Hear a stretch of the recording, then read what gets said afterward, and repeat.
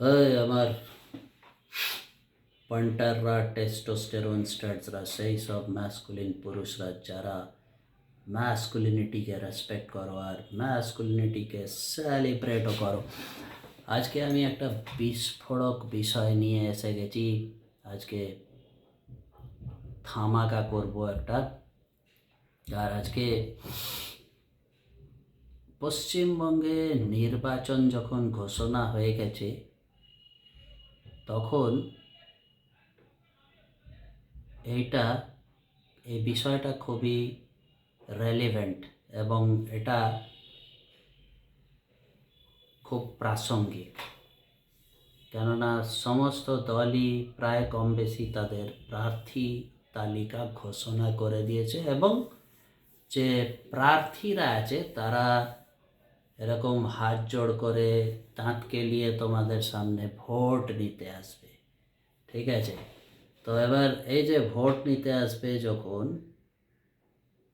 পুরুষ সমাজকে আমি একটা বার্তা দিচ্ছি যে যারা ম্যাসকুলিন পুরুষ আছে, যারা পুরুষত্বের ওপরে গর্ব করে এবং যেসব পুরুষদের আত্মসম্মান বোধ আছে, পৌরুষ আছে যাদের মধ্যে, তারা এই সব প্রার্থীদের প্রশ্ন করো যে ভাই, মহিলাদের জন্য তো এত কিছু করা হচ্ছে, সে বিভিন্ন দল করছে, সব দল, আমি কোনো একটা দলকে বলছি না। কেউ ভাতা দিচ্ছে, কেউ বলবে আমি ডবল ভাতা দেবো। ঠিক আছে, তো এগুলো সমস্ত দলই করছে, তো একজন করলে আর একজনও করবে, তার মধ্যে আমি যাচ্ছি না, কিন্তু করছে সবাই। মানে তারা মহিলা ভোট ব্যাংক তৈরি করছে। কেননা দেখো, আমাদের দেশের যে সাংবিধানিক কাঠামো এবং নির্বাচনী রাজনীতির পরিকাঠামো, মূলত যে পিপলস রিপ্রেজেন্টেশন অ্যাক্ট 1951, এটা যেরকমভাবে বানানো হয়েছিল তার কারণে কি হয়, আর দেশের সংবিধান তো আছেই, তাতে যেরকমভাবে তৈরি করা হয়েছিল এতে তোষণ হতে বাধ্য। তোষণ বা অ্যাপিসমেন্ট একটা ভারতীয় গণতান্ত্রিক নির্বাচনী প্রক্রিয়ার একটা অভিন্ন অংশ।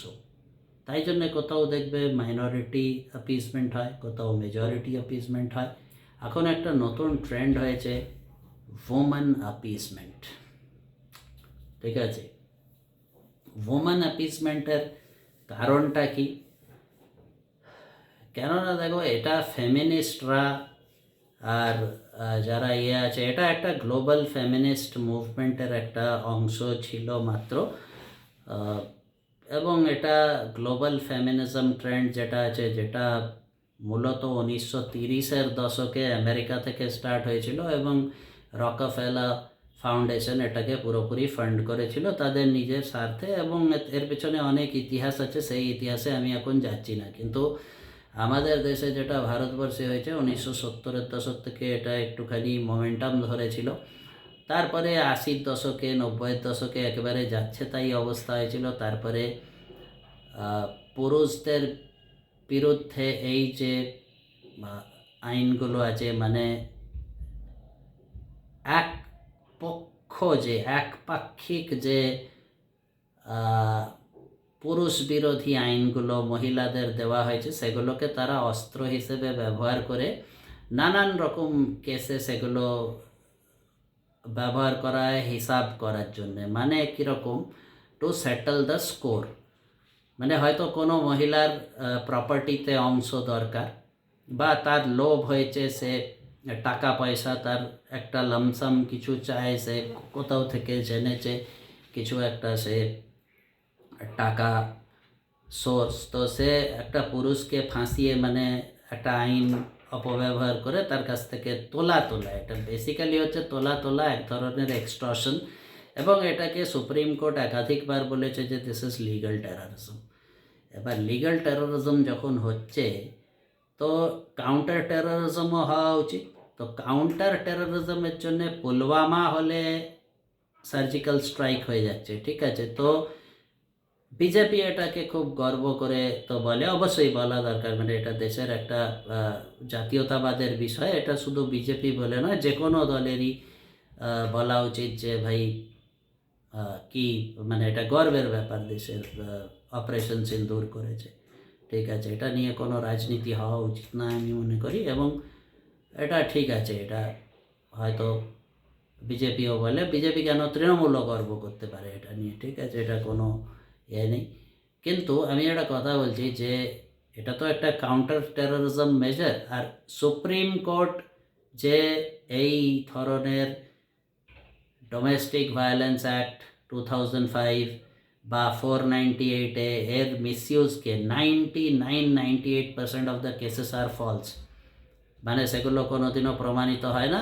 আর ঠিক আছে, প্রমাণিত হয় না, অনেকগুলো ল্যাক অফ এভিডেন্সে হয়তো পার পেয়ে যায়, কিন্তু more than 85-90% cases are fake cases, irrelevant cases and totally vague থাকে, vague allegations, মানে এক একটা অ্যালিগেশনস পড়ে, আমি এসব নিয়ে চর্চা করি বলে আমি জানি, ভেগ অ্যালিগেশনস দেয় মহিলারা, কপি পেস্ট করে কোনো একটা ডেটাবেস থেকে, মানে উকিলদের কাছে যেরকম থাকে সেটা একটা কিছু অন্য একটা কোনো কেসের কপি পেস্ট করে দেয়, কপি পেস্ট করে একটা কেস করে দিল, ঠিক আছে। তারপরে টাকা তোলার একটা তোলাবাজি করা, এটা দিয়ে এটা করে, ঠিক আছে। কিছু উকিলরা তাদেরকে বদ পরামর্শ দেয়, ঠিক আছে, এগুলোকে মিসইউজ করা হয়। তাই জন্যে যে সুপ্রিম কোর্ট বলেছে একাধিকবার, রজনীশ কুমার ভার্সেস নেহা, এটা একটা 498-এর কেসে একটা ল্যান্ডমার্ক জাজমেন্ট, এটা কম বেশি অনেকেই জানে, যারা অন্তত এই বিষয়গুলো নিয়ে একটু সচেতন বা যারা একটুখানি পড়াশুনো করেছে, সে উকিল নাও হতে পারে, উকিলরা অবশ্যই আরও ভালো জানে, কেননা তাদের তো সেটা প্রফেশন, কিন্তু সাধারণ মানুষও যারা এইসব নিয়ে একটু আলোচনা কিছু ঘাঁটাঘাঁটি করে, তারা জানে যে রজনীশ কুমার ভার্সেস নেহাটা কি কেস, কি ল্যান্ডমার্ক তাতে গাইডলাইন্স ছিল, কি ছিল, ওটা একটা ল্যান্ডমার্ক কেস। আরও এরকম অনেক ল্যান্ডমার্ক কেস আছে। আর অ্যাজ রিসেন্টলি অ্যাজ জানুয়ারি লাস্ট ইয়ার ডিসেম্বর একাধিকবার সুপ্রিম কোর্ট আবার রিআইটারেট করেছে যে মানে মিসইউজ হচ্ছে এগুলো, ঠিক আছে। জাস্টিস পিভি নাগরত্না বলেছে, অনেক কিছু মন্তব্য করেছেন উনি, ঠিক আছে। উনি একজন সিনিয়র জাজ সুপ্রিম কোর্টের, এবং উনি একজন মহিলা, সবচেয়ে বড় বিষয় হচ্ছে এটা। উনি মন্তব্য করছেন যে মহিলারা এটাকে অপব্যবহার করছে পুরুষদের হিসেবে, একটা মানে হিসাব করার জন্য, একটা to settle the scores, women are using, some of the women they are using these laws which were meant for the protection of women to settle scores against men. আর আরেকটা জিনিস হচ্ছে রিসেন্ট ট্রেন্ড হচ্ছে false rape case, সেক্সটর্শন, ঠিক আছে। তো এর বিরুদ্ধে এই যে আইনগুলো পুরুষদের বিরুদ্ধে অপব্যবহার করা হচ্ছে, তার এগেনস্টে এইসব প্রার্থীরা কি করবে, whether they know what is gender neutrality, এগুলো তাদেরকে জিজ্ঞেস করুন, নাকি তারা মহিলা তোষণ করতে গিয়ে এতই অন্ধ হয়ে গেছে যে তারা কিছুই জানে না, বা অনেকে অশিক্ষিত আছে, অনেকে কিছুই জানে না, তারা এমনি টিকিট পেয়ে গেছে, সে যে কোনো দলেরই হতে পারে, তারা কিছুই জানে না, তাদের তেমন কোনো নলেজ নেই, তারা খালি টিকিটটা পেয়ে গেছে, হয়তো অন্য কোনো প্রার্থী ছিল না সেখানে, বা অন্য কেউ ইচ্ছা প্রকাশ করেনি লড়ার, তাই জন্যে তারা করে দিয়েছে, তারা হয়তো টিকিট পেয়েছে, কিন্তু তাদের সেরকম কোনো জ্ঞান, কিছু বুদ্ধি কিছু নেই, তাদের নলেজও নেই, তাদেরকে আমি মনে করি না তারা কোনো যোগ্য প্রার্থী, কিন্তু হয়ে গেছে। আফটারঅল দেখো, ইন্ডিয়ান পলিটিক্সে you don't need an educational qualification or you don't need any knowledge to be a candidate or contest elections, ঠিক আছে। তো সেই জন্যে এবার দেখো পুরুষদের সমাজে কি অবদান, পুরুষদের সমাজে তো বিরাট অবদান নিশ্চয়ই আছে, দেশের জিডিপিতে কি অবদান আছে, কত পার্সেন্ট জিডিপি জন্যে পুরুষরা দায়ী, কত পার্সেন্ট জিডিপির জন্য মহিলারা দায়ী, এটা দেখো। তারপরে আরেকটা হচ্ছে যে ট্যাক্স যে দেওয়া হয়, সে ডাইরেক্ট ট্যাক্স হতে পারে, ইনডাইরেক্ট ট্যাক্স হতে পারে, মানে কত পার্সেন্ট ডাইরেক্ট ট্যাক্সে বলতে যে ইনকাম ট্যাক্স হয়, ইনকাম ট্যাক্সটা কত পার্সেন্ট ইনকাম ট্যাক্স সরকারকে পুরুষরা দেয়, মানে যা টোটাল ইনকাম ট্যাক্সের কালেকশন হয় এটা তার কত পার্সেন্ট পুরুষ দেয়, কত পার্সেন্ট মহিলা দেয়। GST collection, value added tax, কেননা পেট্রোল আর মদের কেসে এখনও ভ্যালু অ্যাডেড ট্যাক্সই হয়, ওতে জিএসটি লাগে না, ঠিক আছে। তো ভ্যালু অ্যাডেড ট্যাক্স, আর পেট্রোল আর মদের কেসে তো সবচেয়ে বেশি কনজামশন আমার মনে হয় পুরুষরাই করে, এটা কেউ অস্বীকার করতে পারে না। আমার কাছে তথ্য আছে যে 75% অফ দ্য এনার্জি রিকোয়ারমেন্টস, মানে in form of fuels like, মানে liquid fuels like petrol, diesel, এগুলো পুরুষ কাস্টমার। 25% হয়তো মহিলা, তাও নয়, ঠিক আছে। আর বাকি মদের কেসেও তাই, মানে অ্যালকোহলের কেসেও মানে মোর দেন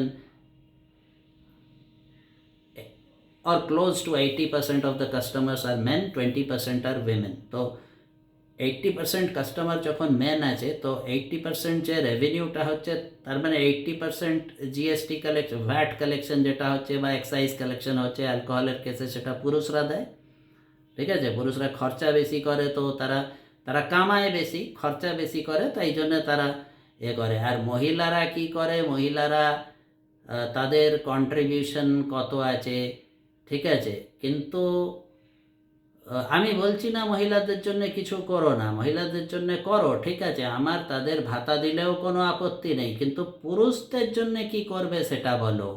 ওদের জন্য করছো, করো না, আমি বলছি না যে ওদের কাছ থেকে ছিনিয়ে নিতে হবে, ঠিক আছে, কিন্তু পুরুষদের জন্য কি করবে এটা বলো। আমি পশ্চিমবঙ্গের পরিপ্রেক্ষিতে বোথ মমতা ব্যানার্জি এবং শুভেন্দু অধিকারী দুজনকেই বলছি, আমি আপনারা বলুন আমাদের কাছে, আমি আপনাদের প্রশ্ন করছি যে পুরুষদের জন্য আপনারা ইন্ডিভিজুয়ালি কী করবেন, মমতা ব্যানার্জি কী করবেন, শুভেন্দু অধিকারী কী করবেন।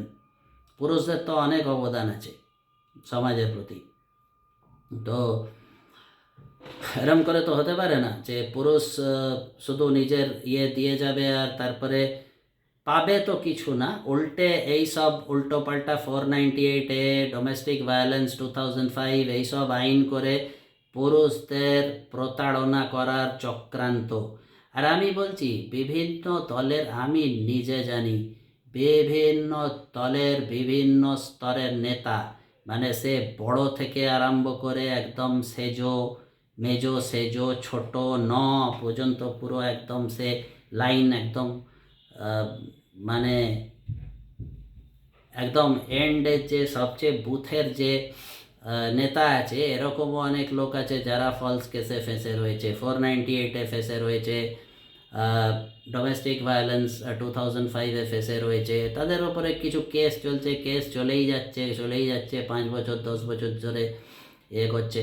তারপরে আরও কিছু লোক আছে, বিশেষ করে রাজনীতিতে অনেকেই আছে যাদের এগেনস্টে ফলস রেপ কেস আছে, তারা কি করবে, হ্যাঁ, তাদেরকে বলছি। আর তারপরে এই তো এখন কেউ একজন লিখেছিল কিছু একটা বিষয়তে, আমি দেখছিলাম, তো এরকম অনেকেই আছে, শ্লীলতাহানির কেস, ফলস শ্লীলতাহানির কেস, ফলস রেপ কেস দিয়ে সেক্সটর্শন, তোলার একটা চক্রান্ত, এগুলো হচ্ছে। তো পুরুষরা এগুলো বিষয়ে জিজ্ঞেস করো নিজের প্রার্থীকে, তারা এর বিষয়ে কি করবে। এবং আমি বলছি পুরুষ সমাজকে, সে যে পার্টি হোক, ইঞ্চিতে বুঝিয়ে দাও যে পুরুষদের সঙ্গে আর খেলা করলে চলবে না, এবং এদেরকে পুরো হিসাব করে দেওয়া হবে, পুরুষরা ভোট দিও না, আমি বলছি। আর আমি বিভিন্ন রাজনৈতিক দলকে বলছি যে রাজনৈতিক দলরা যদি এটা ভাবে যে পুরুষদের সমাজে কোনো অবদান নেই, তাদের জন্য কিছু করতে হবে না, তাহলে ভাই পুরুষদের নাম পুরো আরেকটা এসআইআর করো, পুরো বাদ দিয়ে দাও, পুরো পুরুষ সমাজকে ডিসএনফ্র্যাঞ্চাইজ করে দাও, তাতেও কোনো আপত্তি নেই, ভোটের কোনো বালাই থাকবে না, কোনো হেডেকই থাকবে না, ঠিক আছে। তো তাহলে সেটা করতে চায় কি, সেটা বলুক, তাহলে তারা করতে চায়, তারপরে ইঞ্চিতে বুঝিয়ে দেবো যে কি হয়, ভোট তাহলে মানে পুরো ঘুরিয়ে দেওয়া হবে, ঠিক আছে। আমি বলছি দেখো, পুরুষ সমাজকে পুরো বলছি, ইররেসপেক্টিভ অফ কোনো বিশেষ কোনো অন্য বিভাজনের কোনো তত্ত্ব আমি আনছি না এখানে, সমগ্র পুরুষ সমাজকে আমি বলছি যে তোমরা এটা ভাবো যে বিভিন্ন পলিটিক্যাল পার্টিরা তোমাদের জন্য কি করেছে, মহিলা ভোট ব্যাংক তো এরা তৈরি করেছে। আর আমি তো বলে দিলাম যে ভারতবর্ষের সংবিধানের যা স্ট্রাকচার আর ভারতবর্ষের যে নির্বাচনী প্রক্রিয়ার যা পরিকাঠামো, তাতে এই অ্যাপিসমেন্ট হওয়া এবং ভোট ব্যাংকের রাজনীতি হওয়া অনিবার্য। তো মহিলা ভোট ব্যাংক যদি হতে পারে, মাইনরিটি ভোট ব্যাংক হতে পারে, মেজরিটি ভোট ব্যাংক হতে পারে, তো why not men's vote bank, পুরুষদের ভোট ব্যাংক তৈরি করো। আমি বলছি ताने ताने पे लिखा हुआ है खाने वाले का नाम। আর মানে ইঞ্চিতে ইঞ্চিতে বুঝিয়ে দাও রাজনৈতিক দলদের যে কি হয়। আর যে যারা পুরুষ বিরোধী প্রার্থী আছে তাদের অপমান করে সেখান থেকে বিদায় করো। আমি কোনো পার্টিকুলার পলিটিক্যাল পার্টিকে বলছি না, সমস্ত পুরুষ বিরোধী প্রার্থী যারা আছে তাদের মাথা ন্যাড়া করে, তাদের একদম জুতো পেটা করে সেখান থেকে বিদায় করো, সে যে দলেরই হোক। চলো ভাইয়েরা, জয় মহাকাল।